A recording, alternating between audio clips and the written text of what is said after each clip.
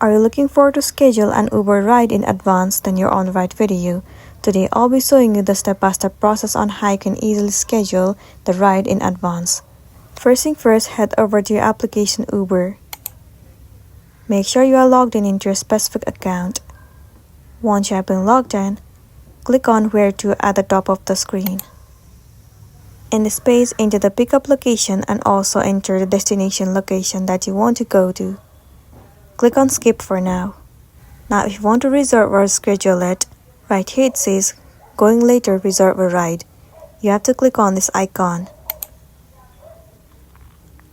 Now from here you can simply select date and time. Select the date and time to pick you up. Once you have selected, also click on Drop Off By. From here you can also select the date and time as well. Once you are done scheduling it, click on Continue at the bottom of the screen. Now select the specific car that you want to reserve. Once you have selected, tap on Reserve UberX at the bottom of the screen. Here once again click on Confirm Pickup at the bottom of the screen. After that your Uber will be scheduled and then you'll be good to go.